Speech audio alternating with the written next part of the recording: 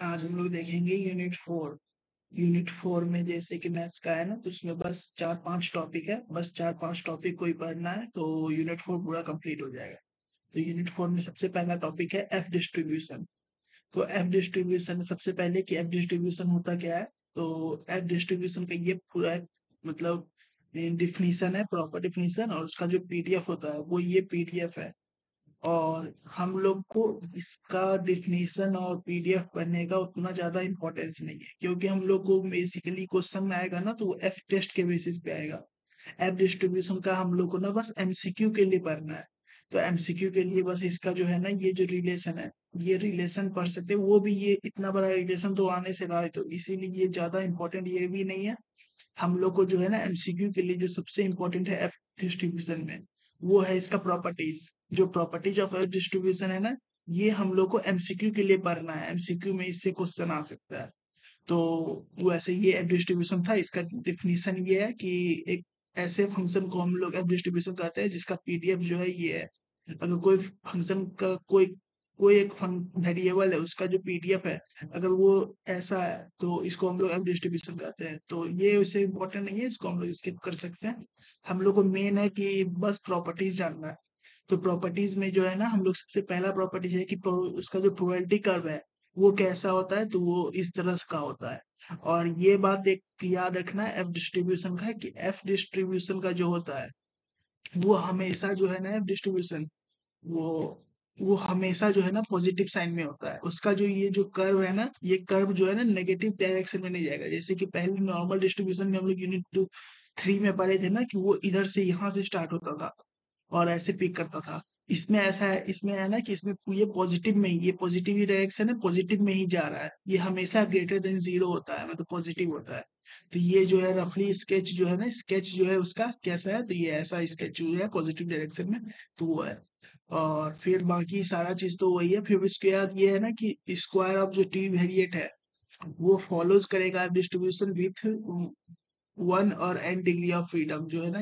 इसमें 2 degree of freedom का आप लोग को जरूरत पड़ता है। v1 मतलब μ1 और μ2, 2 डिग्री ऑफ फ्रीडम जो है ना, उसका हम लोग यूज करके इसका हम लोग निकालते हैं एफ टेबल से।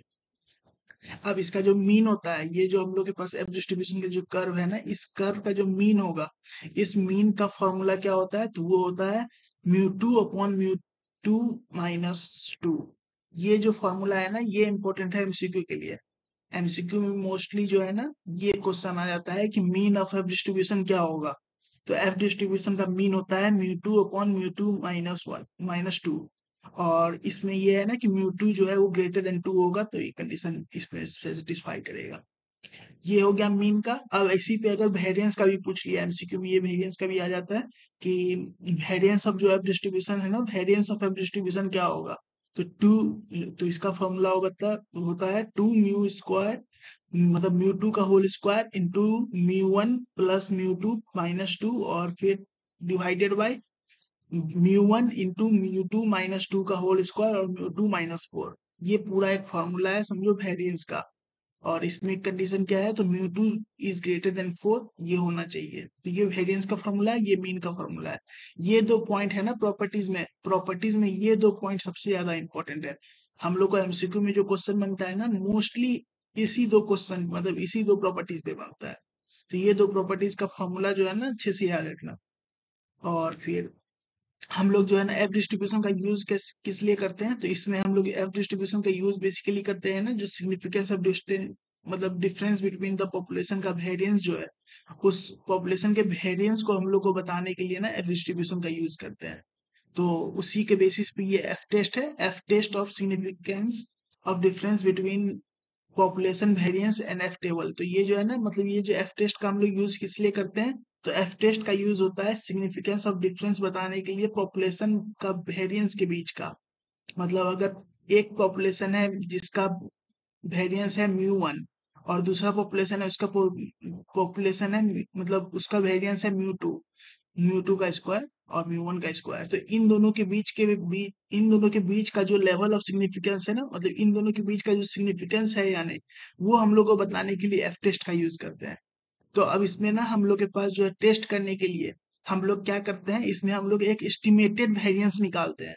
हम लोग के पास ना वेरिएंस डायरेक्टली गिवन नहीं होता है, हम लोग के पास ना सैंपल का वेरिएंस गिवन होगा। इसमें ना डायरेक्टली तुमको पॉपुलेशन का वेरिएंस जो है ना डायरेक्टली नहीं गिवन होता है। तो क्या करेंगे हम लोग, सैंपल का जो वेरिएंस है ना उस सैंपल के वेरिएंस से हम लोग ये पॉपुलेशन का निकालेंगे। तो पॉपुलेशन का जो वेरिएंस होगा वो क्या है, उसका फॉर्मूला क्या होगा, मतलब ये जो एस्टिमेटेड वेरिएंस हम लोग निकाल रहे हैं, इस एस्टिमेटेड वेरिएंस का फॉर्मूला क्या होगा, तो म्यू वन, इसमें दो वेरिएंस है तो म्यू वन डैश, मतलब ये कैप लगाएंगे, इस कैप हम लोग लगा के फिर मतलब इसी को हम लोग एस्टिमेटेड वेरिएंस का में कैप लगाते हैं तो उसका डोनेट करते हैं एस्टिमेटेड वेरिएंस को। तो म्यू वन कैप का square is equal to, formula क्या होगा, तो n one into s one square divided by n one minus one. और ऐसे ही अगर म्यू टू का अगर हम लोग करेंगे तो क्या अंतर है, तो बस यहाँ एन वन और एस वन है ना, तो इसमें एन टू और एस टू हो जाएगा। तो म्यू टू कैप का होल स्क्वायर अगर का फॉर्मूला क्या होगा, तो n two s two square divided by n two minus one. ये हो गया हम लोग के पास वेरिएंस का, ये दोनों। अब इस वेरिएंस में ना हम लोग के पास फिर ये डिग्री ऑफ फ्रीडम कितना होता है, तो म्यू वन का डिग्री ऑफ फ्रीडम क्या होगा, तो म्यू वन का मतलब इस वेरिएंस, इसका जो है ना डिग्री ऑफ फ्रीडम क्या होगा, तो एन वन माइनस वन, इसका degree of freedom n one minus one होता है और इसका degree of freedom n two minus one होता है। तो ये दो फॉर्मूले हैं बस हम लोग को याद रखने हैं। और फिर जो एफ डिस्ट्रीब्यूशन होगा ना, एफ डिस्ट्रीब्यूशन का जो फॉर्मूला होता है वो एफ टेस्ट का जो फॉर्मूला हम लोग, जैसे कि हम लोग यूनिट थ्री में जैसे कि टी डिस्ट्रीब्यूशन था तो टी का फॉर्मूला अलग था, तो वैसे ही सारे डिस्ट्रीब्यूशन का जो अलग अलग फॉर्मूला था ना, तो वैसे ही अब इसमें एफ डिस्ट्रीब्यूशन है तो एफ टेस्ट है तो एफ का फॉर्मूला होगा। तो एफ का फॉर्मूला क्या होता है, म्यू वन का mu one cap square divided by mu two cap square, बस यही एक फॉर्मूला होता है। अब ये फॉर्मूला कब वैलिड है, हम लोग के पास ना ये है ना कि इसमें जो है, जो हम लोग ये कोशिश करते हैं ना कि एफ की जो वैल्यू है, ये जो एफ की वैल्यू है ना ये ग्रेटर देन वन रहे। ये ग्रेटर देन वन कब होगा, जब ये न्यूमरेटर बड़ा होगा। तो इसीलिए हम लोग ना ये फॉर्मूला कब यूज करेंगे, जब म्यू वन कैप का स्क्वायर जो है उसकी वैल्यू ग्रेटर देन होगी म्यू टू कैप के होल स्क्वायर से। तो ये फॉर्मूला हम लोग के पास वैलिड कब है, तो व्हेन म्यू, मतलब सिग्मा वन कैप का whole square is greater than sigma two का होल स्क्वायर। ये अगर कंडीशन सेटिस्फाई कर रहा है तभी हम लोग इस फॉर्मूला का यूज करेंगे जिसमें न्यूमरेटर ये म्यू वन है, न्यूमरेटर इसमें म्यू वन है, मतलब सिग्मा वन है और इसमें डिनोमिनेटर सिग्मा वन है। तो ये हम लोग के पास एफ का फॉर्मूला हुआ जब अगर सिग्मा वन का square is greater than sigma two का स्क्वायर होगा। और इस केस में जब ये जो केस है ना, इस केस में जब न्यूमरेटर अगर इसका ये बड़ा सिग्मा वन अगर बड़ा है तो इस केस में mu one is equal to क्या होगा, तो एन वन माइनस वन और mu two equal to n two minus two. ये तो समझो जैसे ये था ना वही है, ये उसी केस के लिए था, मतलब ये जो है सेम टू सेम वही केस है, मतलब म्यू वन का वैल्यू और म्यू टू का वैल्यू वही है। लेकिन जब अब हम लोग क्या करेंगे ना, अगर ये चेंज अगर हुआ, अगर ये समझो अगर स्मॉलर देन होता, मतलब जो सिग्मा टू का स्क्वायर जो है ना वो ग्रेटर देन हो जाए अगर सिग्मा वन के स्क्वायर से, तब हम लोग के पास फॉर्मूला क्या बनेगा, तो एफ का फॉर्मूला बनेगा सिग्मा टू का square divided by sigma one का इस होल स्क्वायर। अब इसमें क्या होगा ना, इसमें ना ये डिग्री ऑफ फ्रीडम में चेंज हो जाएगा। डिग्री ऑफ फ्रीडम क्या होगा, तो डिग्री ऑफ फ्रीडम हो जाएगा एन टू माइनस वन और डिग्री मतलब mu two is equal to हो जाएगा एन वन माइनस वन।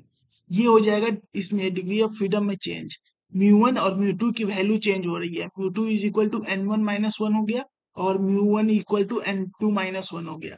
ये एक पॉइंट जो है ना ये एमसीक्यू के लिए भी पढ़ लेना, क्योंकि एमसीक्यू में ना ऐसे कह सकता है ना कि ये फॉर्मूला तुमको दे देगा गिवन।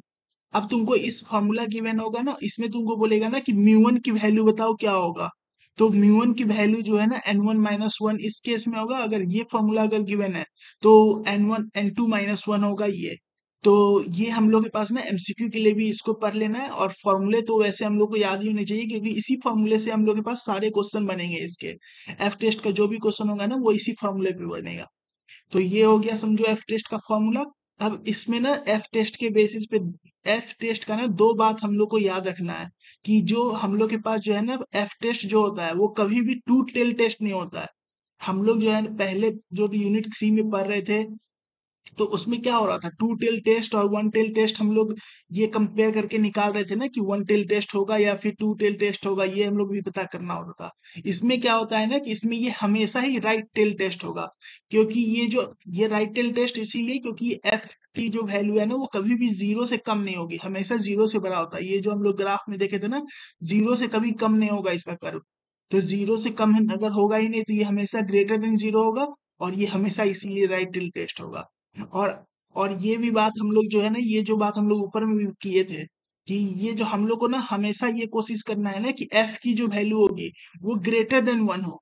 ग्रेटर देन वन कब होगा, जब न्यूमरेटर हाई होगा। ये न्यूमरेटर जो है ना, ये न्यूमरेटर अगर हाई होगा तो ऊपर में जो वैल्यू है ना वो बड़ा होना चाहिए हमेशा। तो अगर म्यू वन अगर बड़ा है तो म्यू वन के लिए अलग मतलब सिग्मा वन अगर बड़ा है तो सिग्मा वन के लिए अलग फॉर्मूला था, सिग्मा टू वाले अगर बड़ा है तो सिग्मा टू वाले के लिए अलग फॉर्मूला था। बस ये हम लोग को याद रखना है। और फिर अब इसी के बेसिस पे ना हम लोग क्वेश्चन देखेंगे, क्वेश्चन इसमें हम लोग कैसे सॉल्व करते हैं। तो जैसे कि क्वेश्चन में ना हम लोग को जैसे कि दो रैंडम सैंपल गिवन होगा, समझो ये रैंडम सैंपल है, जिसमें ना हम लोग के पास इसमें देखो इसमें मीन और वेरिएंस ना डायरेक्टली गिवन है। कभी ऐसा भी सैंपल आ सकता है ना कि जब तुमको मीन और वेरिएंस निकालने को भी हो जाए उस सैंपल में, क्योंकि ये स्मॉल सैंपल का ही है। मतलब इसमें तो 8 और 11 ही साइज है ना, तो ये साइज मतलब स्मॉल साइज का है। तो इसका हम लोग मीन और वेरिएंस निकाल सकते हैं उस फॉर्मूले से जो हम लोग यूनिट 3 में ही पढ़े थे।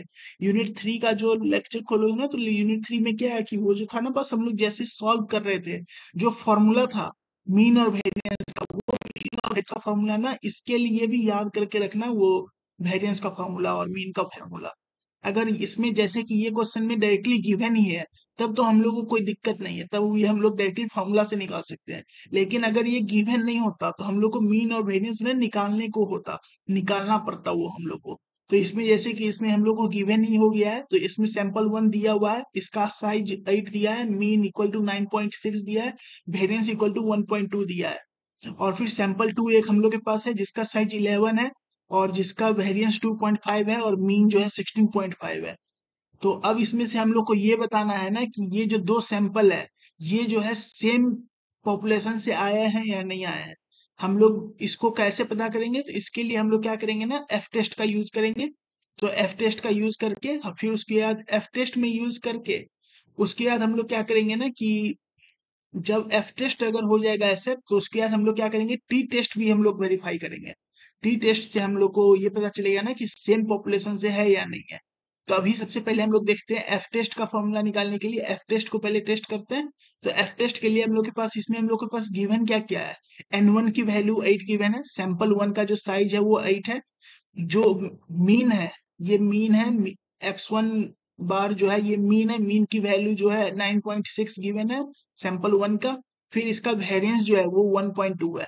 ऐसे ही एन टू की वैल्यू 11 गिवन है, एक्स वन मतलब एक्स टू बार की वैल्यू 16.5 है, एस टू स्क्वायर की वैल्यू जो है वो 2.5 है।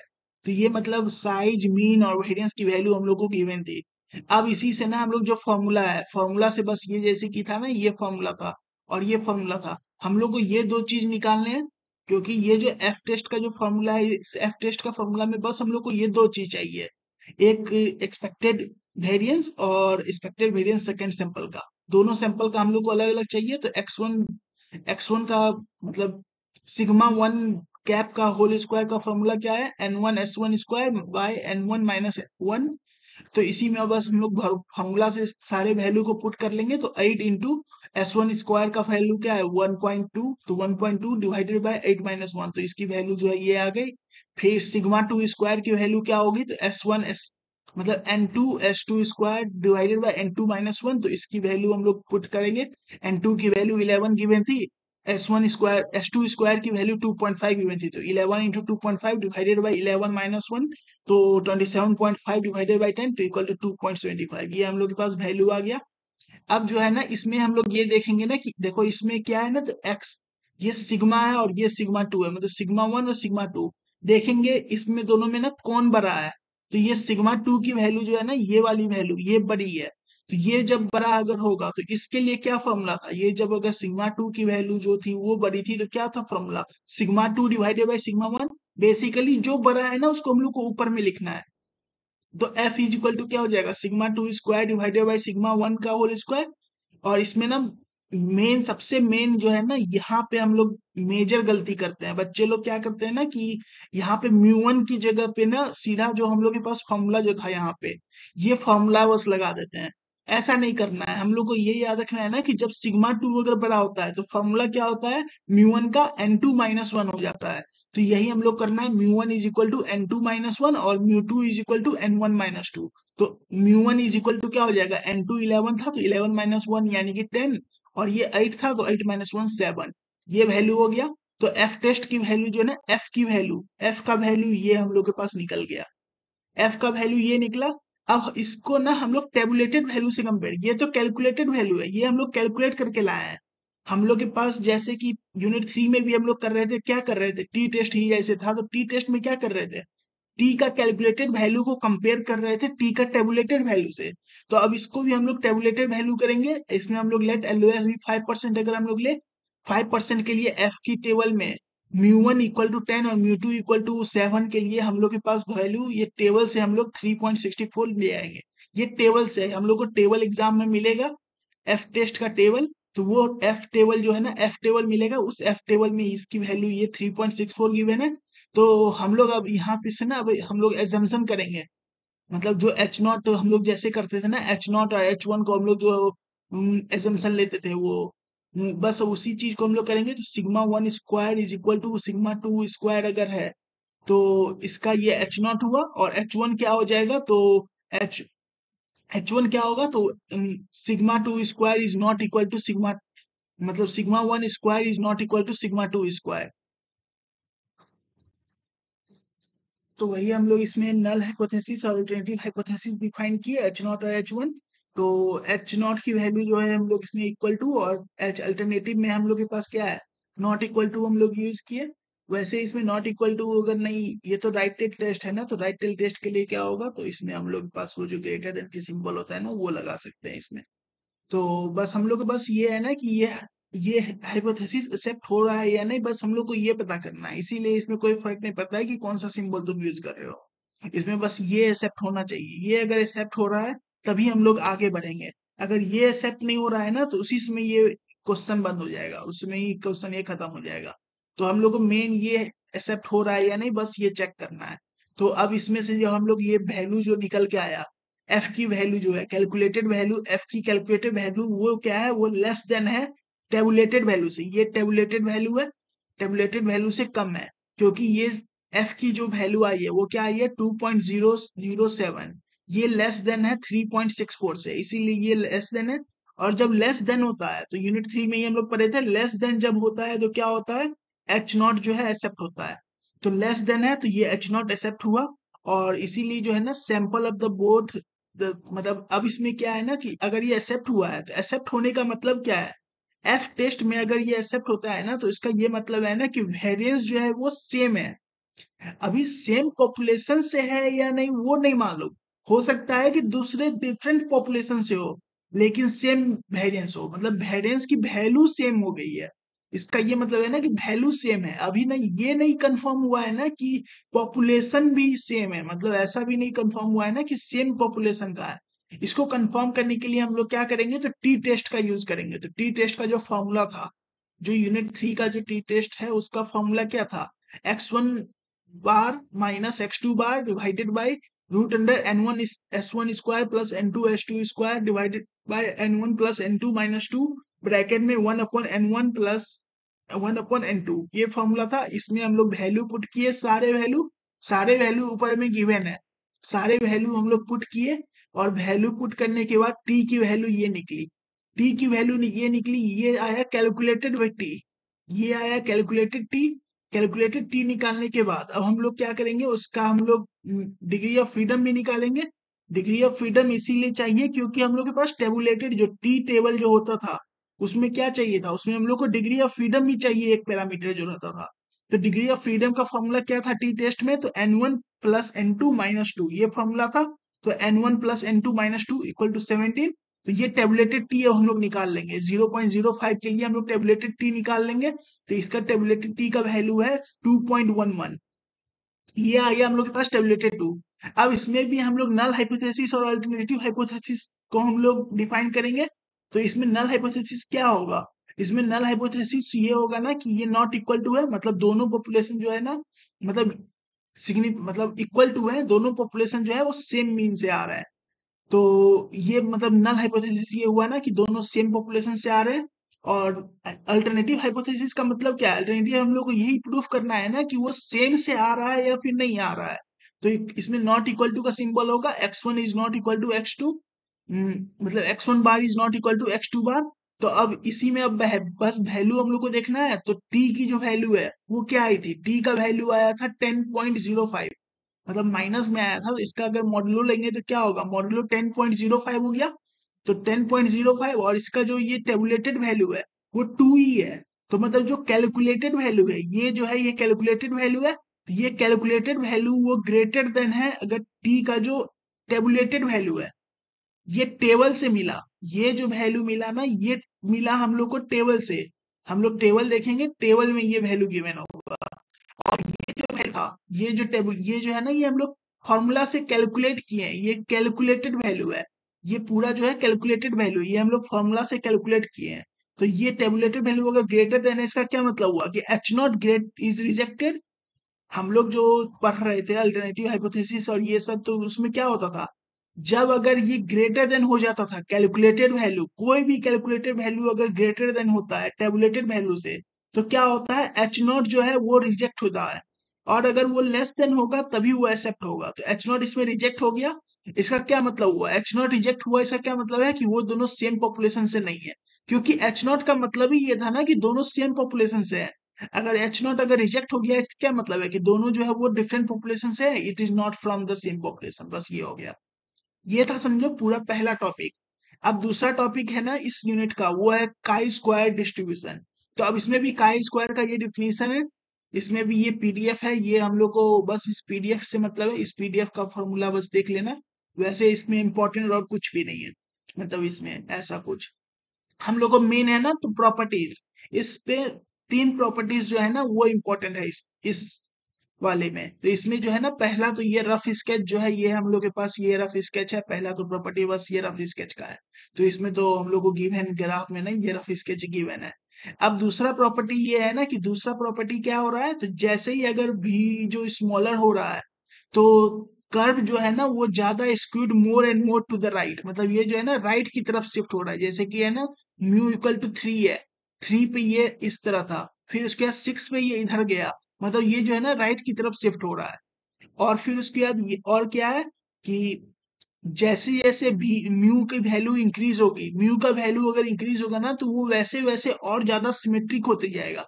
स्टार्टिंग में वो पूरा सिमेट्रिक नहीं है, वो ऐसा एक पॉइंट आएगा ना जब पूरा वो सिमेट्रिक हो जाएगा। म्यू म्यू की वैल्यू इंक्रीज होते होते वो धीरे धीरे और ज्यादा सिमेट्रिक हो रहा है। तो ये हो गया समझो इसके पास दूसरा पॉइंट। अब इसमें ना सबसे इंपॉर्टेंट पॉइंट क्या है कि मीन जो है इस ये जो डिस्ट्रीब्यूशन है ना काई स्क्वायर डिस्ट्रीब्यूशन, इस काई स्क्वायर डिस्ट्रीब्यूशन का मीन जो है वो क्या होता है? म्यू। और फिर वेरिएंस जो है वो क्या होता है? वेरिएंस होता है 2 म्यू। ये दो पॉइंट जो है ना ये इंपॉर्टेंट है MCQ point of the view से। मीन होता है म्यू, वेरिएंस होता है 2 म्यू।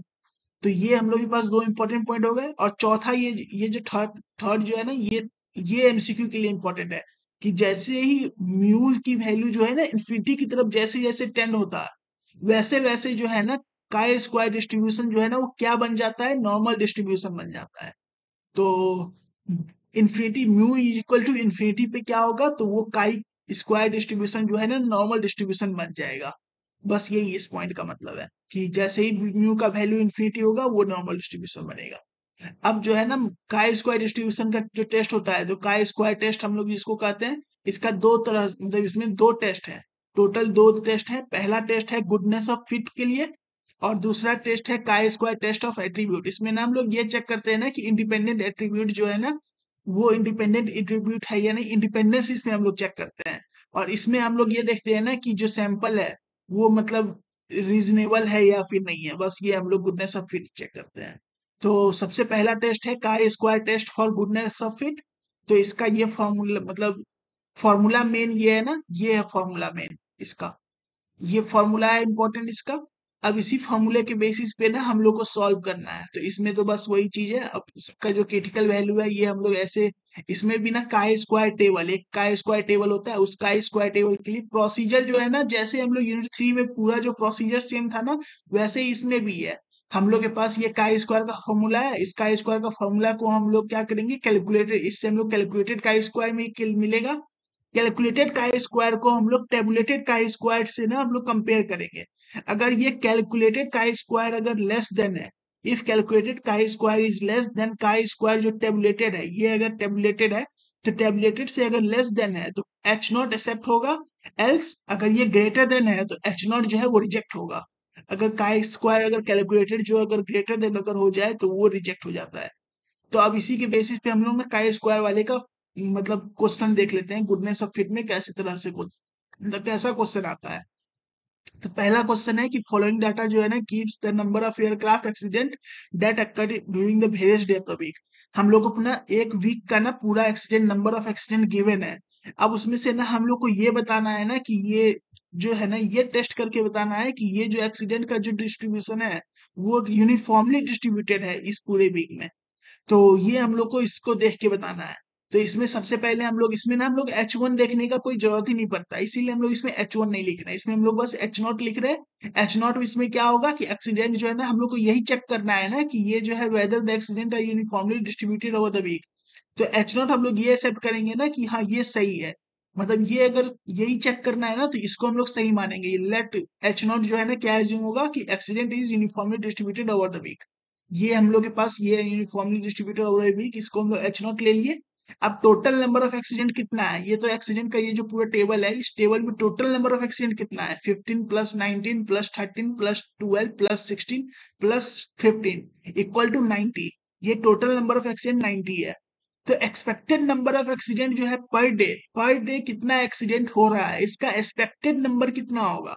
90 डिवाइडेड बाई 6 दिन है, टोटल 6 दिन है, और 90 एक्सीडेंट हो रहा है टोटल में। तो इसमें अगर एक दिन में कितना एक्सीडेंट हो रहा है, इसका एक्सपेक्टेड वैल्यू क्या है, तो 90 डिवाइडेड बाई 6 इक्वल टू 15। तो यही हम लोग, ये 15 है ना, अब इसी को हम लोग ओ आई, और ओ आई का मतलब क्या हुआ, ऑब्जर्व। जो ये ऑब्जर्व है ना, ये टेबल के अकॉर्डिंग, ये टेबल के अकॉर्डिंग ये ऑब्जर्व है। और ये एक्सपेक्टेड है ना, ये हम लोग खुद से निकाल रहे हैं, एक्सपेक्टेड हम लोग ई आई निकाल रहे हैं। हम लोग के पास ये हम लोग इसलिए निकाल रहे हैं ना क्योंकि फॉर्मूला ही ये ऐसा ही है। फॉर्मूला में फॉर्मूला क्या है इसका, chi square is equal to sigma of O I minus E I का whole square divided by E I. इसमें ये जो है ऑब्जर्व्ड वैल्यू है और ये एक्सपेक्टेड वैल्यू है। तो बस इसी को हम लोग निकालने के लिए ओ आई और ई आई लिख लेंगे। तो ओ आई इसमें कौन कौन सा है, 15 19 13 12 16 15। तो वही चीज हम लोग लिख ले रहे हैं, 15 19 13 12 16 और 15। और एक्सपेक्टेड नंबर ऑफ एक्सीडेंट इसमें पर डे कितना है, 15। हर रोज इसमें 15 हो रहा है, तो 15 15 15 15 15 15 सब में हम लोग 15 लिख लिए। अब हम लोग बस इसकी वैल्यू जो है ना, काई स्क्वायर की वैल्यू, बस हम लोग इसको कैलकुलेट कर लेंगे। तो इसको हम लोग काई स्क्वायर इज इक्वल टू क्या होता है, sigma of O I minus E I divided by E I होता है, मतलब whole square divided by E I.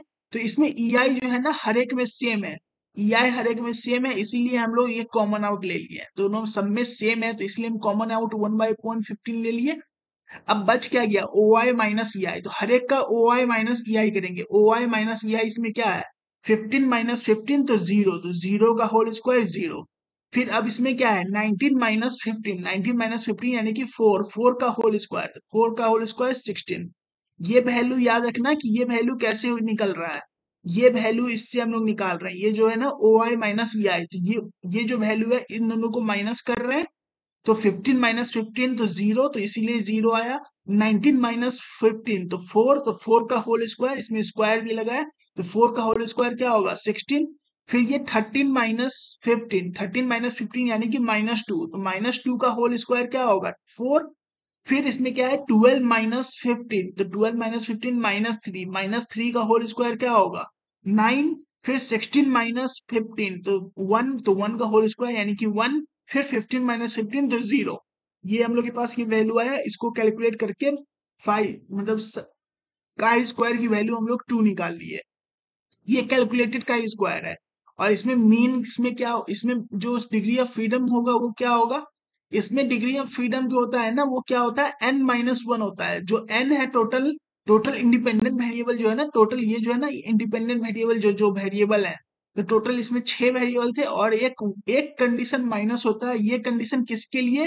तो ई I is equal two O आई का वैल्यू जो है ना सेम होना चाहिए, इसीलिए ये एक कांस्टेंट है। तो ये एक ना एमसीक्यू के लिए भी याद रखना कि ये जो है ना, ये जो सच टेक्स्ट वाला जो ये जो है, इसको हम लोग ना एमसीक्यू के लिए भी याद रखेंगे कि हम लोग के पास जो ऑब्जर्व जो फ्रीक्वेंसी है, ऑब्जर्व फ्रीक्वेंसी इक्वल होना चाहिए एक्सपेक्टेड फ्रीक्वेंसी से। टोटल जो एक्सपेक्टेड फ्रीक्वेंसी है ना, उससे इक्वल होना चाहिए।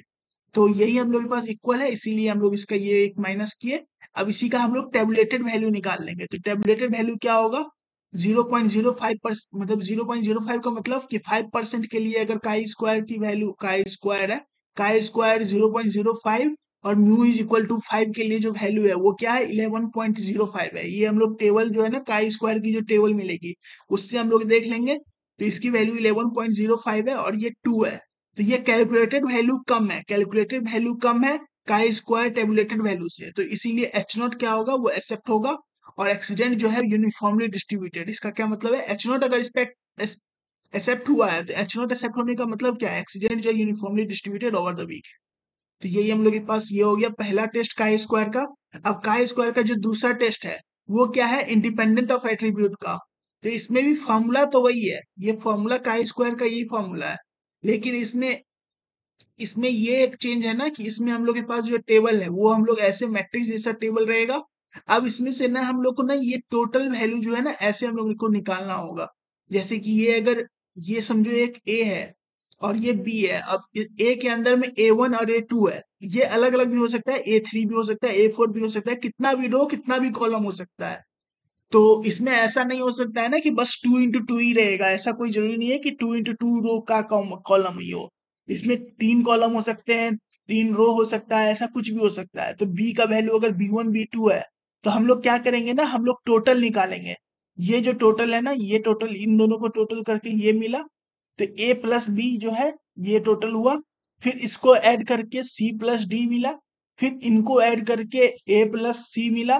फिर इनको ऐड करके B+D मिला। और ये जो वैल्यू है ये क्या करेंगे, इन दोनों को या तो इसको ऐड करो, दोनों इसको ऐड करो, दोनों बात बराबर ही है। इन दोनों का जो वैल्यू है ना वही हम लोग इक्वल टू n।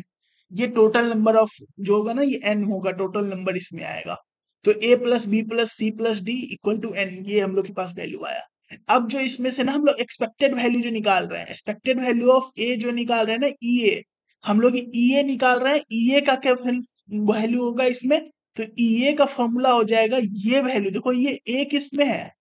ये ए देखो कहाँ पे है? ये ए के राइट साइड में ये है और ए के नीचे में ये है। तो इन दोनों को हम लोग मल्टीप्लाई करेंगे और एन से डिवाइड करेंगे। मतलब A+C को B+D, मतलब A+B से, A+B और A+C को मल्टीप्लाई किए और एन से डिवाइड किए। ऐसे ही हम लोग बी है तो बी के लिए क्या करेंगे? एक तो इसको मल्टीप्लाई करेंगे, इसको मल्टीप्लाई करेंगे। तो इन दोनों को मल्टीप्लाई करेंगे मतलब क्या? A+B को मल्टीप्लाई किए और B+D को मल्टीप्लाई किए। तो A+B और into B+D, A+B into B+D और डिवाइडेड बाई एन। एन जो है ना, एन जो है सबसे डिवाइड हो रहा है, एन एन हम लोग डिवाइड करते ही है। अब जो ये सी है, सी के लिए क्या मिलेगा? तो सी के लिए एक्सपेक्टेड वैल्यू मिलेगा C+D और A+C। तो A+C इंटू C+D यही वैल्यू हो गया। सी का जो है एक तो इधर है, एक इधर है। तो जो वैल्यू है ना बस उसी को हम लोग मल्टीप्लाई कर रहे हैं। उसके मतलब पर उसके सामने सामने जो रो है, रो में क्या वैल्यू है और उसके सामने सामने वाली कॉलम में क्या वैल्यू है। जिस रो में वो है, जिस कॉलम में वो है, उसका वैल्यू क्या है यहाँ पे, वही हम लोग मल्टीप्लाई कर रहे हैं। C+D और A+C हम लोग जैसे कि इसमें मल्टीप्लाई किए। अब D है तो D का क्या हो जाएगा? तो D का हो जाएगा C+D और इंटू B+D। वही चीज है C+D इंटू B+D और डिवाइडेड बाई n। ये हो गया हम लोग के पास EA, EB, EC और ED का फॉर्मूला। मतलब फॉर्मूला क्या है, ऐसे कि मतलब हम लोग अलग अलग रो का रहेगा तो अलग अलग रो का अलग से निकालेंगे। तो वो पूरा वैल्यू ये हो गया। अब उसके बाद जो है ना, इसमें हम लोग के पास डिग्री ऑफ फ्रीडम का वैल्यू फॉर्मूला क्या होता है? तो इसमें डिग्री ऑफ फ्रीडम का फॉर्मूला होता है R-1 इंटू S-1। इसमें R क्या है? तो ये नंबर ऑफ रो है। S क्या है? तो वो नंबर ऑफ कॉलम है। तो mu is equal to R-1 और S-1। ये हम लोग के पास फॉर्मूला हो गया म्यू का। तो इससे हम लोग के पास म्यू का भी फॉर्मूला निकल गया। अब हम लोग इसी में ना हम लोग जैसे नॉर्मली बाकी क्वेश्चन सॉल्व करते थे वैसे ही हम लोग सॉल्व करेंगे। इसमें भी हम लोग काई स्क्वायर कैलकुलेटेड वैल्यू निकालेंगे और काई स्क्वायर टेबुलेटेड वैल्यू निकालेंगे और ये चेक करेंगे अगर ये लेस देन है, अगर ये लेस देन है कैलकुलेटेड वैल्यू तो एच नॉट जो है वो एक्सेप्ट होगा और ए एंड बी जो है ना ये इंडिपेंडेंट होगा। ये ए एंड बी जो है ना ये हम लोग जो ए और बी जो हम लोग ले रहे थे ये इंडिपेंडेंट है, इन दोनों के बीच में कोई रिलेशन नहीं है अगर एक्सेप्ट हुआ तो।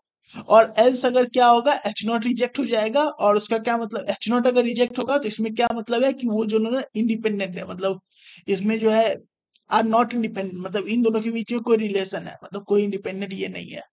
तो अब इसके बेसिस पे हम लोग क्वेश्चन देखते हैं कि क्वेश्चन कैसा आता है। तो ये फॉलोइंग डाटा जो है ना collected from the two constant based on this can you say that there is no relation. इसमें हम लोग को ये देखना है ना कि स्मोकिंग और लिटरेसी इन दोनों के बीच में ना हम लोग के पास कोई रिलेशन है या नहीं, ये हम लोग को बताना है कि क्या हम लोग कह सकते हैं कि वो इन दोनों के बीच में कोई रिलेशन है या नहीं है, ये हम लोग को बताना है। तो ये टेबल गिवन है लिटरेट, मतलब इस तरफ में ना ए और बी, जैसे कि ये था ना कि ये A1 A2 B1 B2 इसकी जगह पे वही दिया हुआ है। ये है लिटरेट, मतलब लिटरेट दिया है, नॉन लिटरेट दिया है, स्मोकर्स नॉन स्मोकर्स ये गिवन है।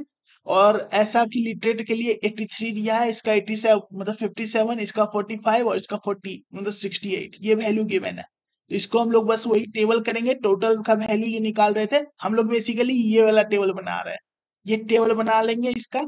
तो इसका टेबल बनाएंगे तो क्या होगा, स्मोकर्स का 83 था, 45 था यहाँ, ये नॉन स्मोकर का 57 और इसमें नीचे में 68 था। तो इसका हम लोग टोटल निकालेंगे तो इन दोनों का ऐड करके ये हम लोग आगे लिखते हैं यहाँ। तो इन दोनों को ऐड करके क्या होगा, 57 प्लस 83 140, फिर 45 प्लस 68 113 और इन दोनों को ऐड करके 83 प्लस 45 128, फिर नॉन स्मोकर यानी कि 57 प्लस 68 तो 125। या तो अब इसको ऐड करो या फिर इसको ऐड करो, दोनों को सेम, दोनों सेम ही आएंगे, दोनों जो वैल्यू आएंगे ना दोनों सेम ही वैल्यू आते हैं, दोनों सेम वैल्यू क्या होगा तो 253 ये वैल्यू हो गया हम लोग के पास। हम लोग ये वैल्यू लाना था, ये वैल्यू निकल गया। अब हम लोग एक नया टेबल बनाएंगे, इस टेबल के बेसिस पे हम लोग काई स्क्वायर की वैल्यू निकाल सकते हैं। तो टेबल में क्या होगा, ये ऑब्जर्व्ड, ये जो वैल्यू है ना ये ऑब्जर्व्ड वैल्यू है। तो ऑब्जर्व्ड वैल्यू का हम लोग टेबल बनाएंगे ओ, इसमें कौन कौन सा वैल्यू है 83 57 45 68। तो 83 57 45 68 ये ऑब्जर्व वैल्यू आ गया। अब हम लोग जो एक्सपेक्टेड वैल्यू का ये फॉर्मूला था ना उसी के बेसिस पे हम लोग इसको एक्सपेक्टेड वैल्यू निकालेंगे। तो 83 के लिए क्या होगा, 83 के लिए क्या होगा तो इसका 83 के रो साइज में क्या है 140 और कॉलम में क्या है 120। तो 140 into 128 divided by total number of n, ये एन है, ये एन है तो इसमें एन तो 253 ये टोटल डिवाइड करेंगे इक्वल टू क्या होगा 70.83 ये वैल्यू आया। ऐसे ही हम लोग 57 के साथ करेंगे तो 57 के साथ क्या है 140 इंटू 125, तो 140 इंटू 125 डिवाइडेड बाई 253 एन है, तो 253 एन करेंगे तो क्या होगा 69.17। ऐसे ही हम लोग 45 के साथ करेंगे तो 45 के साथ क्या है 113 इंटू 128, तो 113 into 128 divided by 253 equal to क्या होगा 57.17 आया। अब ऐसे ही हम लोग 68 के साथ करेंगे, 68 के साथ क्या है 125 और इंटू 113, तो 113 into 125 divided by 253 equal to क्या होगा 55.83। ये हम लोग के पास ई का वैल्यू आ गया। अब इस ई का वैल्यू को ना हम लोग राउंड ऑफ करेंगे और राउंड ऑफ करके ऐसा आना चाहिए ना कि इसका जो ऑब्जर्व वैल्यू है ये सिमिलर होना चाहिए ई के वैल्यू से। तो ऐसा राउंड ऑफ हम लोग करेंगे तो क्या होगा 70.83 है, इसको हम लोग 71 लिख सकते हैं, 69.17 है इसको हम लोग 69 लिख सकते हैं, 57.17 है इसको हम लोग 57 लिख सकते हैं, 55.83 है 83 है इसको हम लोग 56 लिख सकते हैं। तो ये हम लोग सबका एक्सपेक्टेड वैल्यू निकाल लिए। अब हम लोग को निकालना क्या होता है, काई स्क्वायर का फॉर्मूला क्या है तो ओ, मतलब ओ माइनस ई का होल स्क्वायर डिवाइडेड बाई ई, इसका हम लोग समेशन लेते हैं। तो इसका हम लोग बस इसका वैल्यू हम लोग निकालेंगे हर एक का, इसका वैल्यू निकालेंगे तो क्या होगा ओ माइनस ई मतलब 83 माइनस 71, तो 83 माइनस 71 यानी कि 12, 12 का whole square divided by E, divided by E, E का वैल्यू क्या है 71 तो डिवाइडेड बाई 71। फिर ऐसे ही 57 माइनस 69, तो माइनस 12 का होल स्क्वायर यानी कि मतलब 12 का होल स्क्वायर हम लोग लिख सकते हैं, मतलब स्क्वायर ही है तो कोई फर्क ही नहीं पड़ता है साइन का। तो 12 का होल स्क्वायर डिवाइडेड बाय 69, ये 69 ई जो है ना, ये ई का वैल्यू 69 आया। ऐसे ही इसमें 57 और 45 है, तो 57 माइनस 45 तो क्या होगा, मतलब 45 माइनस 57 तो माइनस 12 का होल स्क्वायर यानी कि 144, मतलब ये 12 का होल स्क्वायर ही लिख सकते हैं। तो 12 का होल स्क्वायर डिवाइडेड बाय 57, ई का वैल्यू 57 था, ये आ गया। ऐसे ही हम लोग इसमें करेंगे तो 12 का होल स्क्वायर डिवाइडेड बाय 56, ये वैल्यू आया। अब सबका वैल्यू जो है ना हम लोग लिखेंगे, टू, इसका वैल्यू आया 0, मतलब 2.03, इसका वैल्यू आया 2.09, इसका वैल्यू आया 2.53, इसका वैल्यू आया 2.57। तो काय स्क्वायर का वैल्यू टोटल क्या हो गया, तो इन सब का हम लोग सम कर देंगे, इन सब का सम करके 9.22 आया इसका वैल्यू। अब इसी से हम लोग क्या करेंगे, डिग्री ऑफ फ्रीडम का फॉर्मूला जो था उससे डिग्री ऑफ फ्रीडम निकाल लेंगे। तो डिग्री ऑफ फ्रीडम का फॉर्मूला क्या था, row minus one into column minus one. तो रो इसमें कितना है, दो रो थे। यहाँ पे देखो ये दो रो थे, ये जो क्वेश्चन था ना, क्वेश्चन में क्या था, दो रो और दो कॉलम, ये दो कॉलम और ये दो रो थे। तो हम लोग के पास दो रो और दो कॉलम है, तो r इज इक्वल टू 2 और s इज इक्वल टू 2 हो गया। तो 2 minus one into 2 minus one equal to 1। तो काय स्क्वायर 0.05, मतलब 5% के लिए chi square mu is equal to 1 के लिए फॉर्मूला क्या मतलब टेबल से हम लोग के पास वैल्यू क्या होता है, तो 3.84 ये वैल्यू आया, 3.84 आया। और ये काय स्क्वायर था, ये काय स्क्वायर का कैलकुलेटेड वैल्यू है। तो कैलकुलेटेड वैल्यू जो है chi square is greater then chi square 0.02 tabulated value, ये टेबुलेटेड वैल्यू है, ये कैलकुलेटेड वैल्यू है, ये ग्रेटर है। तो ग्रेटर देन होता है तो इसका क्या मतलब है कि एच नॉट जो है रिजेक्ट होगा, एच नॉट रिजेक्ट होगा, इसका क्या मतलब है कि there is some relation between smoker and literacy.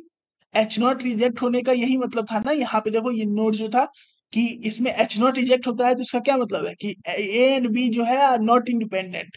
तो हम लोग एच नॉट को इसमें हम लोग क्या एज्यूम किए थे कि literacy and smoking are independent. Independent अगर नहीं है, अगर एच नॉट अगर रिजेक्ट हो गया है, रिजेक्ट होने का मतलब क्या हुआ, are not independent. Not independent का मतलब क्या, कोई तो कोई आपस में रिलेशन होगा, तो वही हम लोग ये रिलेशन इसमें हम लोग लिखेंगे, there is some relation between smoker and literacy. ऐसे ही सिमिलर क्वेश्चन ये है, सेम टू सेम जैसे प्रोसेस था वैसे ही हम लोग सॉल्व करेंगे, सबको सॉल्व करके इसका वैल्यू निकाल लेंगे, बस ये इसको ट्राई करना खुद से। सेम क्वेश्चन है, मतलब कोई डिफरेंस नहीं है, सारे जैसे प्रोसीजर हम लोग उसमें फॉलो किए थे वैसे ही सारे प्रोसीजर इसमें ही फॉलो करेंगे। तो बस ये था, समझो हम लोग के पास सेकेंड टॉपिक इसका।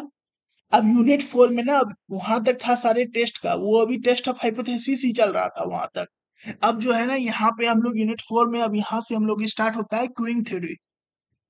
अब ये क्यूइंग थ्योरी है ना, इस क्यूइंग थ्योरी में हम लोग को बस दो मॉडल पढ़ना है।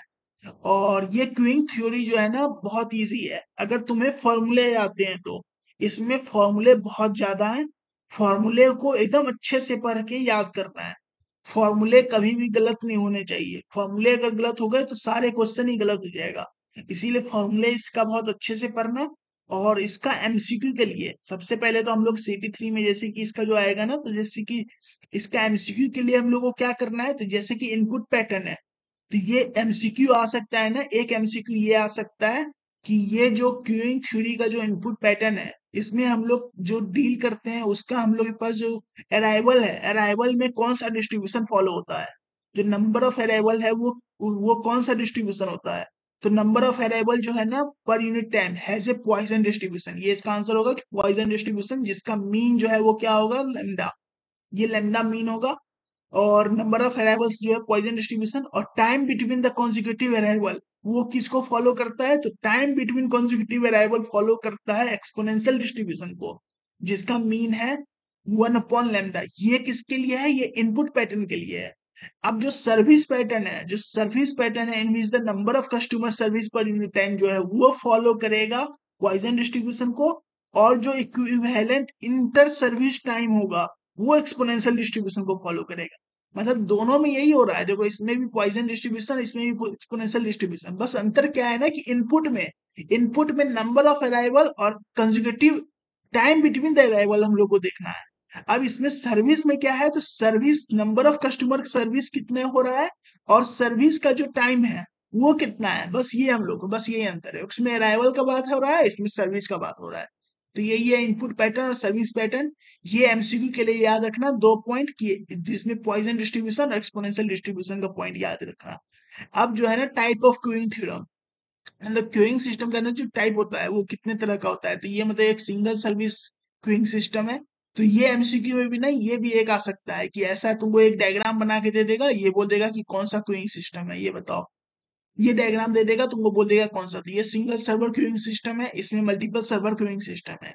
ये हो गया समझो 2 टाइप। अब जो है ना क्यूइंग डिसिप्लिन, हम लोग के पास ना कुछ डिसिप्लिन है, क्यूइंग क्यूइंग क्यूइंग डिसिप्लिन और क्यू डिसिप्लिन या फिर क्यूइंग डिसिप्लिन। ये क्यूइंग डिसिप्लिन क्या होता है ना, तो इसमें कौन कौन से होते हैं।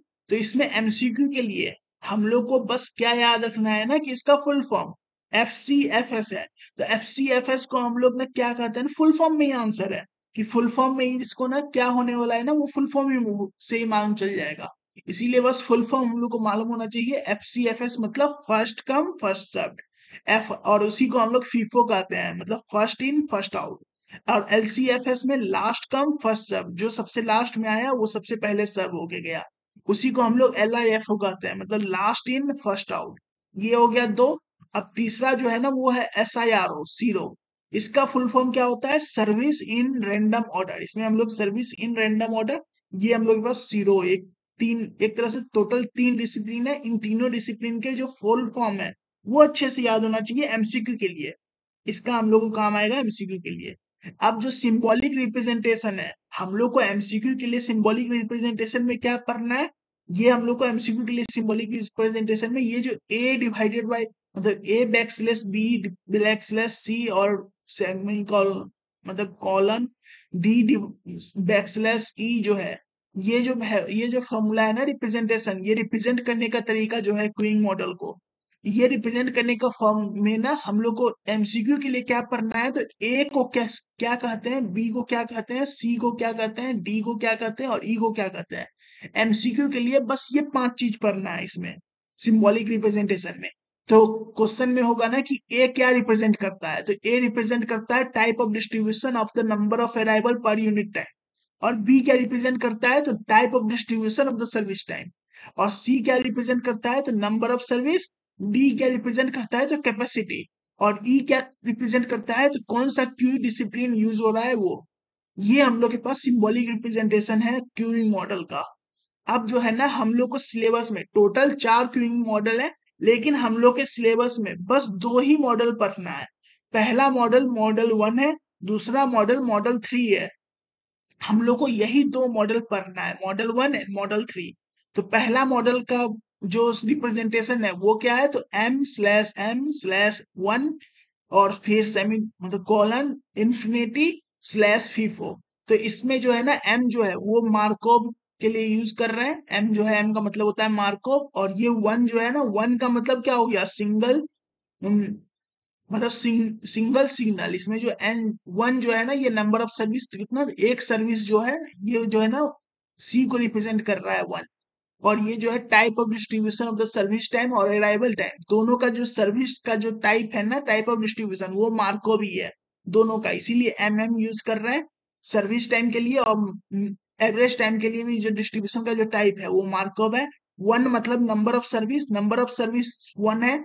और ये इंफिनिटी, इंफिनिटी का मतलब कि कैपेसिटी, उस सिस्टम का कैपेसिटी क्या है। तो पहला जो मॉडल है, पहला मॉडल में जो कैपेसिटी है वो इंफिनिटी है। और इसमें कौन सा क्यू डिसिप्लिन फॉलो हो रहा है, तो इसमें फीफो फॉलो हो रहा है, जो फर्स्ट इन होगा वही फर्स्ट आउट होगा। ऐसे ही जो थर्ड वाला है उसमें भी क्या है, फीफो है। सब कुछ सेम है, बस अंतर क्या है, तो इसमें देखो ये इन्फिनाइट है और ये के है। इसमें क्या मतलब है ना कि पहला जो मॉडल है, वो पहला मॉडल में इन्फिनाइट कैपेसिटी है, दूसरा मॉडल में फिनाइट कैपेसिटी है, उसमें कैपेसिटी का कोई लिमिट होगा। इसीलिए जब एग्जाम में क्वेश्चन आएगा ना, तो पहचानने के लिए कि कौन सा मॉडल यूज करेंगे, उसके लिए सबसे पहले हम लोग यही यूज करेंगे कि कौन सा मॉडल यूज करेंगे। उसके लिए जो है ना, अगर हम लोग को अगर कोई एक लिमिट बताया गया होगा क्वेश्चन में कि इतना ही कैपेसिटी है अगर सिस्टम का, तब हम लोग फिनाइट मॉडल वाला यानी कि मॉडल 3 का फॉर्मूला यूज करेंगे। और अगर इनफाइनाइट कोई चीज अगर मेंशन नहीं है, कोई एक लिमिट अगर हम लोग को मेंशन नहीं है, तब हम लोग इनफाइनाइट वाला यूज करके मॉडल 1 का फॉर्मूला यूज करेंगे। तो ये हो गया समझो मॉडल, मतलब सिंबॉलिक रिप्रेजेंटेशन, और दो मॉडल जो हम लोग को पढ़ना है। तो पहला मॉडल हम लोग को पढ़ना है मॉडल वन। तो मॉडल वन का क्या है, मतलब रिप्रेजेंटेशन, तो m/m/1 space colon infinity FIFO, ये हम लोग के पास मॉडल है। और ये जो है ना, मतलब एमसीक्यू के लिए ये भी पढ़ लेना कि मॉडल वन को हम लोग कैसे रिप्रेजेंट करते हैं। तो मॉडल वन को हम लोग ऐसे रिप्रेजेंट करते हैं, एमसीक्यू के लिए पढ़ लेना। और फिर अब फॉर्मूले, मॉडल वन में 10 फॉर्मूला है, हम लोग को 10 फॉर्मूले अच्छे से आने चाहिए। तो पहला फॉर्मूला है average number of customer in the system. तो average number of customer in the system को हम लोग एलएस लिख सकते हैं, is equal to EN, equal to क्या होगा, lambda upon mu minus lambda. ये फॉर्मूला हुआ एलएस का, मतलब एवरेज नंबर ऑफ कस्टमर। फिर average number of customer in the queue, ये था सिस्टम में, average number of customer in the system था ये। अब ये number of customer in the Q है, मतलब वेटिंग में कौन कौन सा, क्यू में कौन कौन से कितने नंबर ऑफ एवरेज कस्टमर है। तो इसको हम लोग रिप्रेजेंट करते हैं एल क्यू से, जिसको हम लोग कह सकते हैं E of n minus one. और फिर इक्वल टू, इसका फॉर्मूला क्या होता है, formula equal to lambda square upon mu into mu minus lambda, ये फॉर्मूला हो गया average number of customer in the queue का। अब ये सारे फॉर्मूले है ना, इसका प्रूफ भी है बुक में, अगर बुक में अगर जाके पढ़ोगे ना तो इसका प्रूफ भी है, लेकिन हम लोग को प्रूफ नॉर्मली आता नहीं है, बस हम लोग को फॉर्मूला से मतलब है, हम लोग को क्वेश्चन आता है। तो प्रूफ से कोई मतलब नहीं है, तो प्रूफ हम लोग पढ़ने का कोई जरूरत नहीं है बुक से। तो अब तीसरा फॉर्मूला क्या है, तो average number of customer in an non empty Q, अगर नॉन एम्प्टी क्यू है उसके लिए क्या होगा, तो एल डब्ल्यू इनका फॉर्मूला क्या होगा, तो mu upon mu minus lambda, ये फॉर्मूला होगा नॉन एम्प्टी क्यू के लिए। ये इंपॉर्टेंट नहीं है थोड़ा भी, ये इंपॉर्टेंट नहीं है ये वाला फॉर्मूला। और फिर चौथा फॉर्मूला क्या है, probability that the number of customer in the Q exist के, मतलब नंबर ऑफ कस्टमर जो था ना वो के से ज्यादा है, इसका प्रोबेबिलिटी कितना है। तो हम लोग के पास probability of N greater than K formula क्या होगा, lambda upon mu into K plus one, ये इंपॉर्टेंट फॉर्मूला है वैसे, ये lambda upon mu into K plus one, ये एक समझो फॉर्मूला है। फिर अब पांचवा फॉर्मूला क्या है, probability density function of A waiting time in the system. हम लोग पीडीएफ निकालना है, वेटिंग टाइम, एक सिस्टम में कोई आया है, उस सिस्टम में उसको कितना टाइम लग रहा है वेटिंग में, कितना वेटिंग टाइम होगा, उसके लिए जो फॉर्मूला जो है प्रोबेबिलिटी डेंसिटी फंक्शन का फॉर्मूला है वो क्या है, F W is equal to mu minus sigma E to the power mu minus sigma into डब्ल्यू। ये जो डब्ल्यू है ना, ये एक तरह से वेटिंग टाइम है, समझो वेटिंग टाइम जो है ना, एफ डब्ल्यू जो है वेटिंग टाइम का जो सिस्टम है वही हम लोग यूज कर रहे हैं। ये प्रोबेबिलिटी डेंसिटी फंक्शन है। अब average waiting time of a customer in the system, जो total number of average waiting time है ना, waiting time of customer in the system क्या होगा, तो ई डब्ल्यू एस से हम लोग इसको रिप्रेजेंट करते हैं, इसका वैल्यू होगा 1 अपॉन म्यू माइनस लेमडा। और फिर ऐसे ही प्रोबेबिलिटी दैट द जो वेटिंग टाइम है वो टी से ज्यादा हो, वेटिंग टाइम जो है, जैसे कि कोई क्वेश्चन आ गया ना कि ऐसा प्रोबेबिलिटी बताओ कि प्रोबेबिलिटी जिसमें 5 मिनट से ज्यादा टाइम लगे, तो इसके लिए क्या होगा, तो डब्ल्यू एस ग्रेटर देन 5, ऐसे ही करके ये जो टी है, अगर टी से ज्यादा अगर टाइम लग रहा है तो प्रोबेबिलिटी ऑफ डब्ल्यू एस जो है वो greater than T is equal to, formula क्या होता है, E to the power minus mu minus lambda into T, ये फॉर्मूला होता है समझो probability of waiting time of customer in the system. अब ऐसे ही प्रोबेबिलिटी, ये था probability density function waiting time in the system. अब जो है ना, ये probability density function of waiting time in the queue, वो था सिस्टम के लिए, ये क्यू के लिए, क्यू के लिए क्या होगा, जी डब्ल्यू का फॉर्मूला क्या होता है, lambda upon u, lambda upon mu into mu minus lambda e to the power mu minus lambda into डब्ल्यू। ये कब होगा, जब म्यू की वैल्यू, जब डब्ल्यू की वैल्यू जो है वो ग्रेटर देन जीरो हो, मतलब जब अगर वेटिंग टाइम जो है ना वो ग्रेटर देन जीरो हो, उसके लिए ये फॉर्मूला होगा। और फिर ये जो डब्ल्यू की वैल्यू अगर जीरो है, तो इसके लिए फॉर्मूला क्या होगा, lambda upon mu into mu minus lambda, ये इसका फॉर्मूला हो गया म्यू इक्वल टू जीरो के लिए। और फिर ऐसे ही अब इसके लिए नाइन्थ नंबर फॉर्मूला क्या हो जाएगा, जैसे हम लोग ऊपर में पहले पीडीएफ निकाले थे, उसके क्या निकाले थे, average waiting time of customer, फिर प्रोबेबिलिटी ऑफ वेटिंग टाइम, ऐसे ही हम लोग इसका भी निकालेंगे। तो अब इसके लिए हम लोग क्या होगा, average waiting time of customer in the queue, ये क्यू का हम लोग पीडीएफ निकाले थे, तो average waiting time of customer in the queue, तो E W Q is equal to lambda upon mu into mu minus lambda, ये हो गया। अब इसमें जो है ना 10वां नंबर फॉर्मूला क्या है, average waiting time of customer in the queue if it has to wait. मतलब ये अगर कंपलसरी अगर हो गया ना, कि अगर उसको कंडीशनल हो गया कि ये इसको वेट करना ही है, मतलब ऐसा नहीं है ना कि उसको वेट नहीं करना है, मतलब ऐसा एग्जाम्पशन नहीं है इसमें, ये एक तरह से कंडीशन गिवन है ना कि इसको वेट करना ही है। तब क्या होगा, तो ई डब्ल्यू क्यू स्लैश मतलब condition W Q greater than zero, जो वेटिंग टाइम है ना वो ग्रेटर देन जीरो अगर हो, तो उसके लिए फॉर्मूला क्या होगा, तो 1 अपॉन म्यू माइनस लेमडा, ये फॉर्मूला हो गया। ये 10 फॉर्मूले हो गए। अब इन 10 फॉर्मूले में है ना, अभी सारे जो फॉर्मूले में जो नोटेशन है, इन सब के बीच में जो है ना रिलेशन अमाउंट, हम लोग रिलेशन देखेंगे कि रिलेशन क्या क्या है। रिलेशन अमाउंट किसके किसके बीच में, E of n s, E of N q, E of डब्ल्यू एस, ई ऑफ डब्ल्यू क्यू, ये हम लोग रिलेशन देखेंगे। ई ऑफ एन एस के बीच का रिलेशन और ई ऑफ डब्ल्यू एस के बीच में क्या है, E of n s equal to क्या है, lambda upon mu minus lambda. E of n s जो है वो क्या है, एन एस जो है ना ये यही है, मतलब ये जो है ना एन एस, इसको हम लोग लिख सकते हैं lambda upon mu minus lambda. तो lambda upon mu minus lambda को हम लोग क्या लिख सकते हैं, यहाँ पे देखो 1 अपॉन म्यू माइनस लेमडा है, तो इसको हम लोग एवरेज वेटिंग टाइम में अगर लेमडा से मल्टीप्लाई कर दें तो वही हम लोग लिख सकते हैं, तो lambda into E of mu S. तो ये ऐसे ये चार रिलेशन है, इन चार रिलेशन को भी हम लोग को याद रखना है एमसीक्यू के लिए। मतलब सारे रिलेशन को एमसीक्यू के लिए याद रखना है, और वैसे क्वेश्चन में भी काम आ जाता है। क्वेश्चन में भी अगर नहीं सॉल्व हो रहा है तो इसको हम लोग ऐसे सॉल्व कर सकते हैं।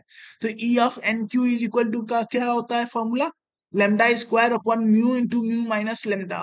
तो इसमें ना लेमडा अगर लेमडा इंटू लेमडा अगर हम लोग करें तो लेमडा अपॉन म्यू, और म्यू माइनस लेमडा किसका फॉर्मूला है, तो ई ऑफ डब्ल्यू क्यू का।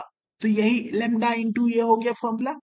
और ऐसे ही ई ऑफ डब्ल्यू एस का फॉर्मूला क्या होता है, तो ई ऑफ डब्ल्यू एस का फॉर्मूला जो होगा ना वो होगा ई ऑफ डब्ल्यू क्यू प्लस 1 अपॉन म्यू। ऐसे ही ई ऑफ एन एस का फॉर्मूला क्या होगा, तो E of N q plus lambda upon mu. ये चार रिलेशन है, ये चार रिलेशन को हम लोग को याद करना है। इसमें ना बेसिकली क्यूई थ्योरी में, जो क्यूई थ्योरी है ना, इसमें ना हम लोग के पास ये जो पोर्शन है इस यूनिट 4 का, इसमें बेसिकली हम लोग को फॉर्मूले ही अच्छे से याद रखने होंगे, क्योंकि बाकी क्वेश्चन जो है ना क्वेश्चन बहुत इजीली बन जाएगा। अगर फॉर्मूला तुमको मालूम है ना कि कौन सा फॉर्मूला किसमें यूज होने वाला है, वो फॉर्मूला अगर मालूम है और फॉर्मूला होता है तो ये क्वेश्चन बहुत इजीली बन जाएगा। तो ये हो गया समझो रिलेशन। अब एक क्वेश्चन देख लेते हैं, इसमें बहुत सारे क्वेश्चन है, बहुत इसमें तो सारे क्वेश्चन को सॉल्व करने का जरूरत नहीं है, बस एक दो क्वेश्चन अभी करके देख लो, बाकी खुद से ट्राई कर लेना, तो उसमें क्लियरिटी हो जाएगा। तो इसमें ना बुक में हम लोग के पास जो मैथ्स की जो बुक है, उसमें जो पांच, जो स्टार्टिंग के 5 एग्जाम्पल है, वो 5 एग्जाम्पल में से 1 2 3 4 5 वही 5 एग्जाम्पल कर लो तो एनफ है। बाकी जो है ना एक्सरसाइज इस चैप्टर में जो है ना क्यूइंग थ्योरी का जो एक्सरसाइज है, एक्सरसाइज में एक 41 नंबर क्वेश्चन, एक 42 नंबर क्वेश्चन, ये दो क्वेश्चन जो है ना इस मॉडल के हैं, वो दोनों भी प्रैक्टिस कर सकते हो। तो बाकी इससे जो है ना क्लियरिटी हो जाएगा कि कैसे मतलब अच्छे से हो जाएगा। ये यूनिट में ऐसा है ना कि ज्यादा मार्क्स स्कोर कर सकते हो वो, क्योंकि बस फॉर्मूले है, फॉर्मूले तुम्हें अच्छे से याद करने हैं और बाकी सब कुछ हो जाएगा। तो अब जैसे कि क्वेश्चन है, क्वेश्चन कैसे आएगा, तो जैसे कि arrival time of a telephone booth are considered to be a poisson with average time of 12 minute between one arrival and the next. The length of the phone call is assumed to be distributed exponentially with mean 4 minute. तो एक तरह से ये है ना कि इसमें हम लोग को क्या गिवन है, इसमें हम लोग को गिवन है जो अराइवल जो है ना, इसमें जो पॉइजन डिस्ट्रीब्यूशन है कि जो बूथ में जो आ रहा है, हम लोग सबसे पहले ये आएगा ना, इसी से हम लोग सबसे पहले पता करेंगे। हम लोग को इस पूरे क्वेश्चन में क्या पता करना होता है, एक म्यू और एक मतलब एक लैम्डा और एक म्यू, ये वैल्यू हम लोग को पता करना होता है। तो इसका वैल्यू हम लोग पता करेंगे, तो इसके लिए क्या होगा, तो इसमें देखो ये जो है ना ये किसका वैल्यू है, arrival of the telephone booth is considered, तो इसमें अराइवल का बात हो रहा है। तो इसके लिए क्या होगा, इसमें एवरेज टाइम जो है कितना गिवन है, 12 minute between the one arrival and the next. तो इसका क्या मतलब हुआ कि मीन इंटर अराइवल टाइम जो है वो कितना गिवन है, 12। तो इसका क्या मतलब है कि 1 upon mu, 1 upon mean arrival time दिया हुआ है, इसका क्या मतलब 1 upon lambda is equal to 12 given है। तो लेमडा इज इक्वल टू क्या हो जाएगा, 1 अपॉन 12 पर मिनट। 1 अपॉन 12 पर मिनट से क्या हो जाएगा, तो वो अराइवल रेट, हम लोग को अराइवल रेट से मतलब हम लोग को लेमडा की वैल्यू से ये मतलब है। इसमें ये वैल्यू किसका था, 1/म्यू का वैल्यू 12 गिवन था। अगर इसी में अगर ये क्वेश्चन में ना थोड़ा सा चेंज करके ये बोल देता ना कि विथ अराइवल रेट ऑफ 12 पर मिनट, तो इसमें डायरेक्टली ये 12 पर मिनट जैसे ही होगा ना, तो लेमडा की वैल्यू इक्वल टू 12 पर मिनट लिखना। याद रखना कि लेमडा और म्यू की वैल्यू में जो अगर हम लोग के पास जो ये यूनिट होता है वो पर मिनट पर आवर ऐसे ही करके होता है। तो ऐसे ही हम लोग को याद रखना है कि पर इसमें यूज होता है, तो इसमें जैसे कि है ना ये 12 मिनट डायरेक्टली था, तो उसमें पर मिनट पर आवर पर सेकंड ऐसे करके यूज होगा। अराइवल रेट होता है वो, और सर्विस रेट होता है जो म्यू और लेमडा है। तो ऐसे ही इसमें हम लोग के पास गिवन और क्या है कि next the length of the phone call is assumed to be distributed exponentially, जो इसमें एक्सपोनेंशियली डिस्ट्रीब्यूटेड है। जो length of the phone call जो वो हम लोग एक तरह से मीन सर्विस टाइम जो है ना वो गिवन है 4 मिनट। तो 1/म्यू की वैल्यू गिवन है 4 मिनट, और ऐसे ही म्यू इज इक्वल टू क्या हो जाएगा 1/4 पर मिनट। तो यही ये सर्विस रेट हो गया, ये अराइवल रेट हो गया। हम लोग के पास लेमडा निकल गया, म्यू निकल गया। हम लोग को बस यही दो चीज चाहिए, बाकी सारा तो फॉर्मूले से ही हम लोग के पास, बस फॉर्मूला में बस यही दो चीज है, बाकी और कोई चीज का जरूरत ही नहीं है मोस्टली। तो अब इसमें हम लोग के पास जैसे कि ना क्वेश्चन अब कैसा कैसा था वो तो समझो स्टार्टिंग हो गया। अब क्वेश्चन कैसे आएंगे ना, ये जो इतने सारे हैं इसमें से कोई 4-5 तुमको क्वेश्चन दे देगा। पहला क्वेश्चन जैसे कि है ना, find the average time of person waiting in the system. तो average average number of person waiting in the system, average number of waiting in the system का मतलब क्या हुआ कि क्यू में कितना कोई बैठा हो, मतलब वेट कर रहा है। तो average number of system waiting in the system का मतलब हो गया कि ई ऑफ एन एस, मतलब वेटिंग इन द सिस्टम है ना। तो पहला फॉर्मूला जो है, सबसे फर्स्ट फॉर्मूला यहाँ पे ब्रैकेट में लिख भी देना कि यूजिंग फॉर्मूला, यहाँ पे यूजिंग फॉर्मूला, ये हम यहाँ लिखे नहीं है, वो नोट्स में छूट गया है। मतलब ये लिखना यूजिंग फार्मूला 1, ये सब जगह हम किसी में नहीं लिखे क्योंकि वो अंडरस्टैंडेबल था मेरे लिए, तो ये हम लिखे नहीं है। यहाँ लिख देना कि यूजिंग फार्मूला 1 ऑफ जो मॉडल 1 है, मॉडल 1 का जो पहला फॉर्मूला है उसका यूज कर रहे हैं। ई ऑफ एन एस जो है number of person waiting in the system के लिए क्या फॉर्मूला था, तो यहाँ पे देखो number of system, the average number of customer in the system कितना है, तो ई ऑफ एन एस। तो ई ऑफ एन एस जो है वो क्या होगा, तो lambda upon mu upon lambda. इसका लेमडा का वैल्यू 1/12 गिवन है, म्यू का वैल्यू 1/4, और फिर लेमडा का वैल्यू 1/12। तो इसका वैल्यू कैलकुलेट करके हम लोग लाएंगे, तो कैलकुलेट करके लाने पे इसका वैल्यू 0.5 आ रहा है। ये कैलकुलेट करना है। फिर दूसरा क्वेश्चन क्या है, दूसरा क्वेश्चन है what is the probability that the person arriving at the booth have to wait in a queue. इसका क्या मतलब हुआ कि उसमें जो है ना हमेशा तुमको वेट करना है। इसका क्या मतलब हुआ कि जो वेटिंग टाइम है वो ग्रेटर देन 0 है। इसका क्या मतलब हुआ कि 1 माइनस, इसको हम लोग ऐसे भी लिख सकते हैं 1 minus probability of waiting time 0। Waiting time 0 कब होगा, जब सिस्टम खाली है। सिस्टम अगर खाली है तो तुम डायरेक्टली, जैसे कि तुम एक एग्जांपल के तौर पे समझो कि समझो तुम अगर फोन कर रहे हो, इसमें तो टेलीफोन बूथ का बात हो रहा है ना। तो टेलीफोन बूथ का जैसे कि बात हो रहा है, तो इसमें हम लोग के पास जो है ना फोन, इसमें हम लोग जो है ना टेलीफोन बूथ के अंदर गए, तुमको कॉल करना है। अब तुमको ना कॉल करने के लिए 1 सेकंड भी वेट नहीं करना पड़ा। ये कब पॉसिबल है, जब उस टेलीफोन बूथ में कोई भी आदमी नहीं है, तुम ही गए, तुम ही जाके सबसे पहले गए और जाके बात कर लिए, तो तुमको कोई वेट नहीं करना पड़ा। और वेट कब करना पड़ेगा, जब उसमें कोई भी आदमी होगा। तो इसमें हम लोग को प्रोबेबिलिटी निकालना है, probability of a person has to wait. इसका क्या मतलब हुआ कि वेटिंग टाइम जो है वो क्या होगा 1 माइनस, अगर नो कस्टमर है, मतलब कोई वेट अगर नहीं करते, इसका अगर हम लोग निकाल लें, तो उसमें से अगर वन में से उसको माइनस कर देंगे तो उसका मतलब हो गया वेटिंग के लिए भी आ गया। तो वही हम लोग करेंगे 1 माइनस पी डब्ल्यू इक्वल टू 0। तो डब्ल्यू इक्वल टू 0 का मतलब क्या हो गया, वही जो बताई कि टेलीफोन बूथ में अगर वेट कब नहीं करना पड़ेगा, जब टेलीफोन बूथ के अंदर कोई नहीं है, तो no customer in the system. तो no customer in the system का क्या होता है, पी नॉट में इसको हम लोग डोनेट करते हैं। और पी नॉट का फॉर्मूला ये देखो, ये फॉर्मूला अलग से लिखे हैं, ये पी नॉट का फॉर्मूला ये है 1 अपॉन लेमडा माइनस वो 1/लेमडा बाई म्यू। ये फॉर्मूला है पी नॉट का, वही पी नॉट का वैल्यू इसमें हम लोग पुट किए, और लेमडा और म्यू का वैल्यू हम लोग के पास गिवन ही है, बस वैल्यू पुट कर दिए। अब तीसरा क्वेश्चन क्या कर रहा है, तीसरा क्वेश्चन कर रहा है what is the probability that it will take more than 10 minute all together to wait for phone and complete his call. तो इसमें हम लोग एक तरह से वेटिंग टाइम जो है ना, waiting time, probability of waiting time greater than 0, वो ग्रेटर देन 10, ये निकालना है कि वेटिंग जो है ना एटलीस्ट 10 मिनट है।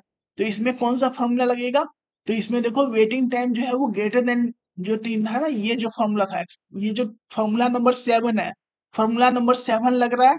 तो इस फॉर्मूला नंबर 7 का फॉर्मूला क्या है, E to the power minus mu upon lambda into T. तो वही फॉर्मूला हम लोग लिखेंगे। तो E to the power minus mu upon lambda into T, जो टी का था ना वो 10, यहाँ पे 10 है वैल्यू, तो यही 10, तो 10 हो गया। और इसकी वैल्यू को हम लोग वैल्यू पुट करके कैलकुलेटर से, ये जो वैल्यू है इसको हम लोग कैलकुलेटर से कैलकुलेट करेंगे, तो 1.889 ये वैल्यू आ गया।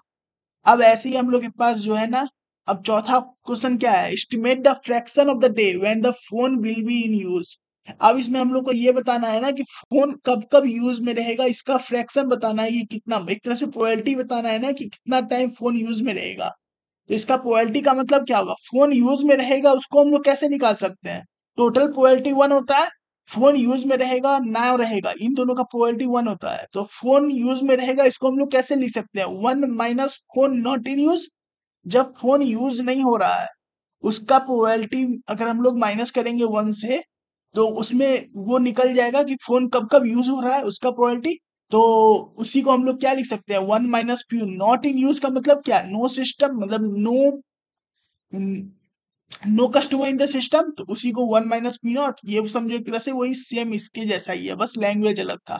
तो वही वैल्यू हम लोग इसको पुट करके 1.3 निकाल लिए। अब जो है ना, अब ये क्वेश्चन जो है, ये ई नंबर क्वेश्चन, ये थोड़ा देखना अच्छे से समझ के, ये ई नंबर क्वेश्चन। तो इसमें क्या है ना कि telephone department will install A second booth. इसमें ना जो टेलीफोन डिपार्टमेंट है वो अगर कब इंस्टॉल करेगा सेकेंड बूथ, अगर जो है ना, अगर उसको मालूम चल जाए कि जो अराइवल जो वेटिंग टाइम, मतलब वेटिंग एवरेज जो है वो 3 मिनट से ज्यादा है, अगर 3 मिनट से ज्यादा है तो वो एक नया बूथ स्टेब्लिश करेगा। तो हम लोग को ये बताना है ना कि how much the flow of arrival should increase in order to justify the second booth. हम लोग को ना सेकेंड बूथ चाहिए, तो इसके लिए ना अराइवल का ना फ्लो जो है वो कितना इंक्रीज होगा ना तब ऐसा पॉसिबल होगा, ये हम लोग को बताना है। तो हम लोग इसमें हम लोग क्या यूज करेंगे, तो इसमें हम लोग second phone will be install कब इंस्टॉल होगा, जब वेटिंग टाइम जो है वो 3 मिनट से ज्यादा हो। तो 3 मिनट से ज्यादा हो इसका क्या मतलब, lambda upon mu minus lambda जो है उसकी वैल्यू जो है 3 से बड़ा हो, मतलब ई ऑफ डब्ल्यू क्यू का ही फॉर्मूला क्या है, जो ई ऑफ डब्ल्यू क्यू का फॉर्मूला यहाँ पे, ये जो ई ऑफ डब्ल्यू क्यू जो है ना, average waiting time of a customer, हम लोग को यही बताना है ना कि एवरेज ऑफ वेटिंग टाइम। हम लोग के पास ये क्वेश्चन में क्या था कि एवरेज वेटिंग टाइम जो है ना, एवरेज जो है वो 3 मिनट से ज्यादा अगर रहेगा तभी हम लोग के पास फोन, नया फोन इंस्टॉल होगा। तो ई ऑफ डब्ल्यू क्यू का जो फॉर्मूला था वो इक्वल ग्रेटर देन 3 होगा। अब अगर हम लोग एक लेट हम लोग एज्यूम करेंगे अल्फा, मतलब लेमडा बी जो है ना रिक्वायर्ड एवरेज रेट है to justify the second boat. तो ये अगर जो है ना सेटिस्फाई करने के लिए जो अल्फा बी, मतलब लेमडा बी जो है ना, ये वैल्यू अगर हम लोग लें, तो लेमडा बी हम लोग इसमें पुट करेंगे, और बाकी ग्रेटर देन 3 है ही, तो मतलब सारे वैल्यू हम लोग के पास गिवन है, लेमडा बी की वैल्यू हम लोग को फाइंड आउट करना है। तो लेमडा बी की वैल्यूज को हम लोग आके सॉल्व करके, जैसे हम लोग इनइक्वालिटी सॉल्व करते हैं वैसे ही सॉल्व करके, लेमडा बी की वैल्यू क्या होगी, लेमडा बी की value greater than 12 into divided by 16 into 7, यानी कि लेमडा बी की वैल्यू क्या होगी, ग्रेटर देन 3y अगर 28 हो जाए तब जाके वो इंस्टॉल करेगा। तो अब अराइवल जो है रेट वो क्या होना चाहिए, इंक्रीज, कितना इंक्रीज होना चाहिए, ये अराइवल रेट अगर इससे ज्यादा हुआ ना तो सेकेंड बूथ इंस्टॉल करेगा। और अभी अराइवल रेट करंटली कितना है, करंटली अराइवल रेट 1/12 है, तो कितना इंक्रीज होगा, मतलब इससे ज्यादा होगा तो सेकेंड स्टेब्लिश करेगा, तो इन दोनों के बीच का डिफरेंस जो है उतना इंक्रीज होगा। इसमें इंक्रीज पूछा है, अगर डायरेक्टली एलडब्ल्यू का वैल्यू पूछा होता तो ये निकल जाता, लेकिन इसमें इंक्रीज का बात हुआ है इसीलिए माइनस करना पड़ रहा है। 3/28 में से इतना टाइम माइनस करेंगे तो वो इंक्रीज होगा, तो वही इंक्रीज यानी कि 1.42 पर मिनट जो है इंक्रीज करना पड़ेगा। ये हो गया ई।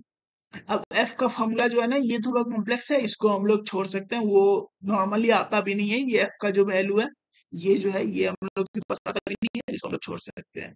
अब ऐसे ही ना सेकेंड क्वेश्चन भी जो है सेम इसी जैसे ना सेकेंड क्वेश्चन भी है, बस हम लोग को मेन मतलब क्या है कि लेमडा का वैल्यू और म्यू का वैल्यू ये सही से लाना है। ये सही से आ गया तो बाकी सब फॉर्मूला ही है, फॉर्मूला से ही निकल जाएगा, बाकी इसमें इजी क्वेश्चन है तो ये तुरंत ही निकल जाएगा। तो ये क्वेश्चन बना के देखना, इसमें हम समझो ना, इसमें क्लास में बस 2 ही क्वेश्चन हुए थे हमारे, तो इसमें हम ना बुक के भी जो क्वेश्चन बोले थे ना 1 to 5 जो एग्जाम्पल है, किसी के पास अगर बुक ना हो इसीलिए इसमें ना सारे वो जो 1 to 5 के क्वेश्चन है ना वो सारे इसमें सॉल्व करके डाल दिए हैं। तो इसमें हम लोग को वैसे 1 to 5 ही करना है, वैसे इंपॉर्टेंट बस 1 2 है, 1 2 अगर कर लेगा ना तो बाकी तो वो इजिली हो जाएगा। अगर 1 2 अगर आ गया ना, 1 2 में ही इतना क्वेश्चन है ना, 1 के अंदर में जैसे कि हम लोग एफ तक पढ़े। अब इसमें देखो, इसमें टोटल कितने क्वेश्चन है, A B C D E F G H तक है। तो इतना क्वेश्चन अगर करोगे ना तो बाकी 3 4 5 जो है ना वो इजिली बन जाएगा। तो ये बना के देखना, बन जाएगा। नॉर्मली ये इजी है, मतलब बस फॉर्मूला है। देखो हर एक में ना बस फॉर्मूला यूज किया गया है, किसी और में ना कोई अंतर नहीं है। बस फॉर्मूला हम लोग डालो, फॉर्मूला डालने के बाद बस डायरेक्टली उसका वैल्यू जो है ना निकाल लो। और ये वाला जो था जैसे कि ये, तो ये तो जो है ना वैसे ही सिमिलर ही था जो हम लोग अभी जो पढ़ के आए थे। मतलब जो डी का जो पार्ट उसमें हम लोग किए थे ना वैसे ही था वो।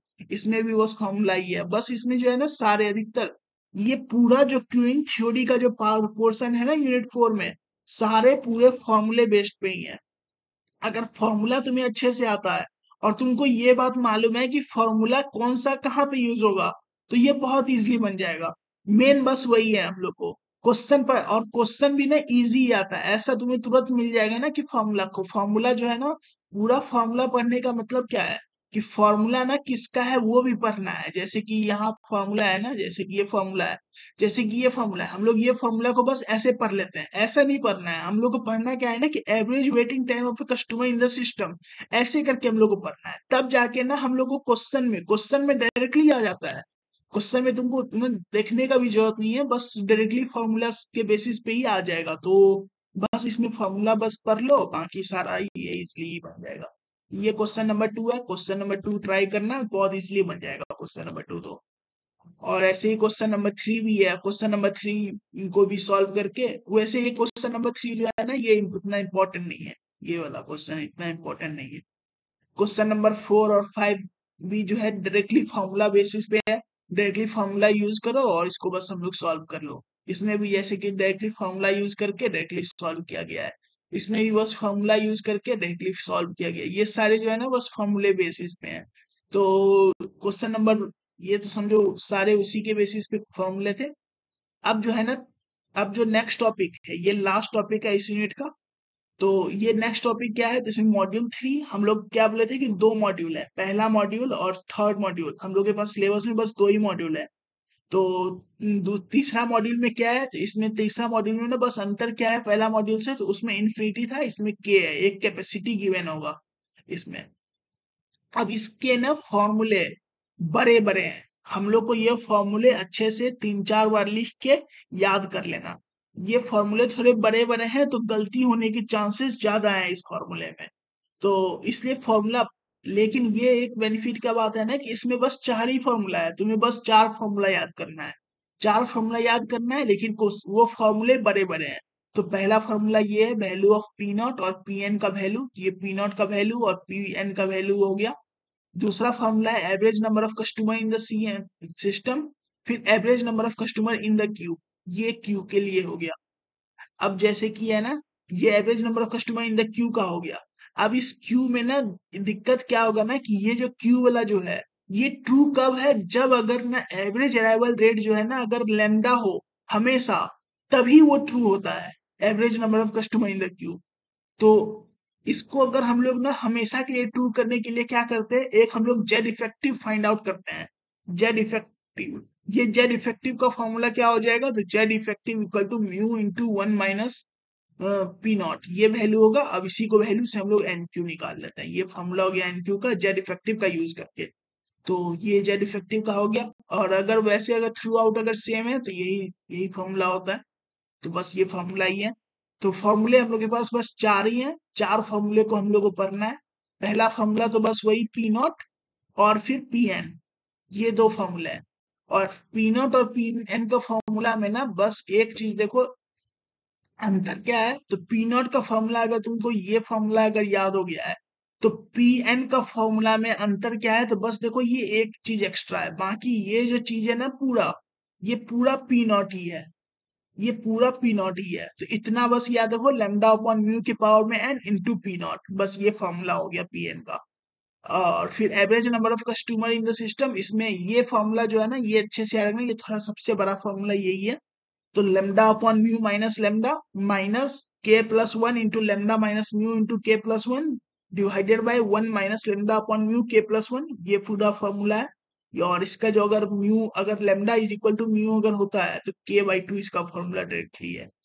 तो ये बस फॉर्मूले हैं, चार फॉर्मूले, चार फॉर्मूले को हम लोग को अच्छे से पढ़ना है। अब इसी चार फॉर्मूले के बेसिस पे ही ना क्वेश्चंस इसके कैसे कैसे आते हैं।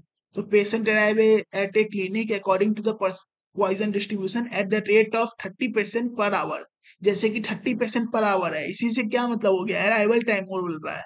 इसका क्या मतलब हो गया कि लेमडा की वैल्यू 30 गिवन है, अराइवल का बात हो रहा है और रेट का बात हो रहा है, अराइवल रेट। एक तरह से अराइवल रेट गिवन है 30% पर आवर, तो 30 हो गया लेमडा की वैल्यू। अब जो है ना waiting time do not accommodate more than 14%, इसमें ना मोर देन 14%, इसका क्या मतलब है, इसमें ना हम लोग के पास जो कैपेसिटी था, के का कैपेसिटी हम लोग के पास, के का वैल्यू इसमें गिवन है। इसमें क्या बोला है, waiting room do not accommodate, अगर कोई अगर हॉस्पिटल है उसमें वेटिंग रूम है, उसमें अगर 14 पेशेंट से ज्यादा नहीं हट सकता है, 14 पेशेंट मैक्सिमम है। और ये याद रखो कि 14 पेशेंट है तो एक पेशेंट अपना इलाज भी करवा रहा होगा, तो इसीलिए 14 प्लस वन, के का वैल्यू क्या होगा, तो 15। 14 और वन इसीलिए एक्स्ट्रा ना, इस क्वेश्चन में वन इसीलिए एक्स्ट्रा हुआ क्योंकि एक पेशेंट तो इलाज भी करा रहा होगा ना, ये तो वेटिंग रूम का बात हो रहा है, तो एक पेशेंट इलाज भी करवा रहा होगा, तो 15 के इक्वल टू 15 हो गया।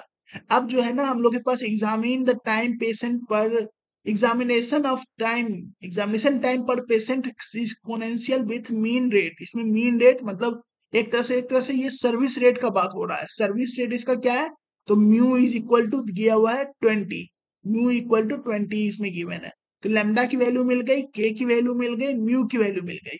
हम लोग को इसमें तीन वैल्यू चाहिए, पिछला में क्या था, बस लेमडा और म्यू चाहिए था। इस बार क्या है, के जो है कैपेसिटी, कैपेसिटी का वैल्यू भी हम लोग को चाहिए, तो कैपेसिटी का वैल्यू हो गया। अब इसमें हम लोग को फाइंड क्या करना है, find the effective variable rate at a clinic. तो इफेक्टिव वेरिएबल रेट हम लोग को देखो सारे वैल्यू गिवन ही है, लेमडा का वैल्यू निकल गया, म्यू का वैल्यू निकल गया, के का वैल्यू निकल गया। इफेक्टिव वेरिएबल रेट अभी हम लोग यहाँ पे फॉर्मूला पढ़े थे, इफेक्टिव के लिए क्या होता है, इफेक्टिव वेरिएबल रेट के लिए फॉर्मूला क्या होता है, ये फॉर्मूला है इफेक्टिव वेरिएबल रेट का। तो बस ये इफेक्टिव वेरिएबल रेट का ये फॉर्मूला है, इसको हम लोग बस वैल्यू पुट कर दो, और इस वैल्यू पुट करने के बाद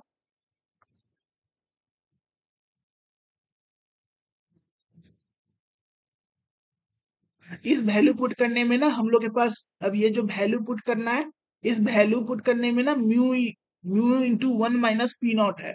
तो हम लोग के पास ये सारे वैल्यू गिवन है, मतलब म्यू गिवन है, लेकिन प्यू जो पी नॉट है, ये पी नॉट का वैल्यू गिवन नहीं है, इसीलिए सबसे पहले क्या करेंगे, पी नॉट का वैल्यू निकालेंगे। तो पी नॉट का वैल्यू क्या है, तो पी नॉट का फॉर्मूला क्या होता है, तो पी नॉट का फॉर्मूला है वन अपॉन वन, मतलब one minus lambda upon mu, और फिर one minus lambda upon mu के पावर के प्लस वन, यही फॉर्मूला है। तो ये फॉर्मूला हम लोग इसमें लगाएंगे।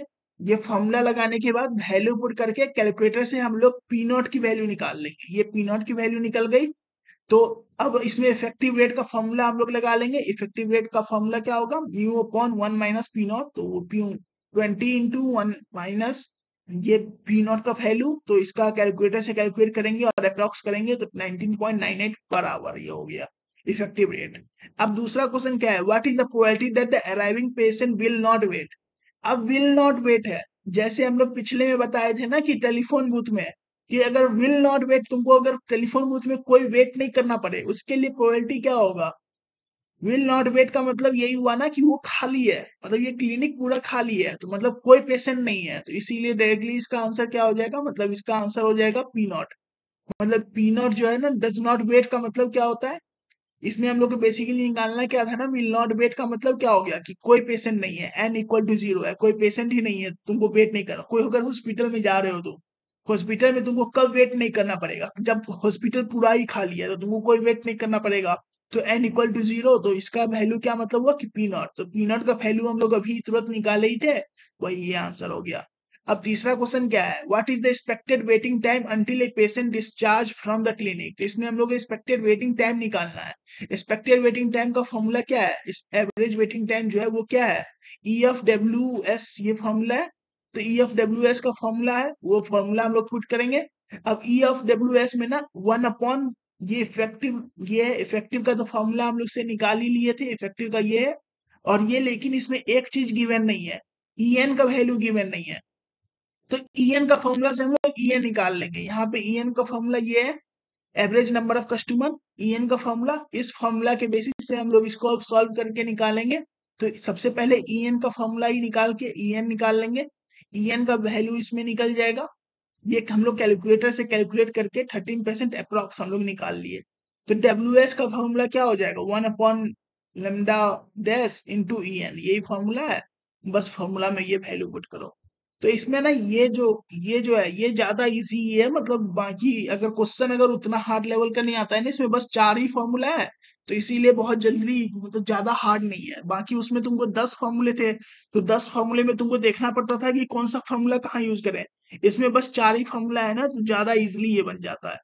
तो ऐसे ही समझो। अब ये सेकंड क्वेश्चन भी जो है ना, सेकंड क्वेश्चन भी वैसा ही है, लोकल 1% बार बार सॉल्व, जो इसमें वो बार बार सॉल्व वाला है कि इसमें maximum 5%, maximum 5% at a time. 5% में क्या क्या है, 4 वेटिंग में है और एक जो है हेयर कट ले रहा है। इसका क्या मतलब हुआ, के जो कैपेसिटी जो है, इसमें के की कैपेसिटी 5 डायरेक्टली गिवन है।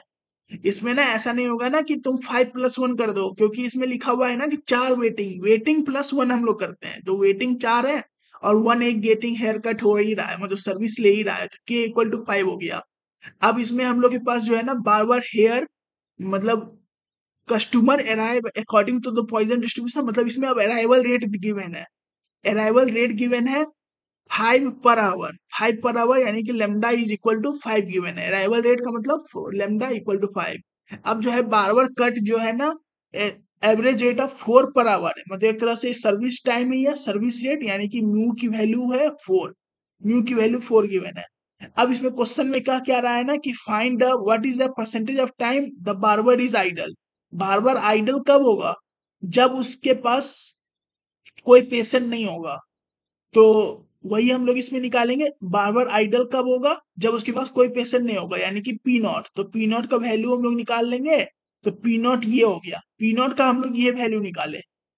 लेकिन इसमें हम लोग के पास ये पी नॉट का तो वैल्यू आ गया, लेकिन हम लोग के पास ये क्या बोला है, इसमें हम लोग को परसेंटेज पूछा है।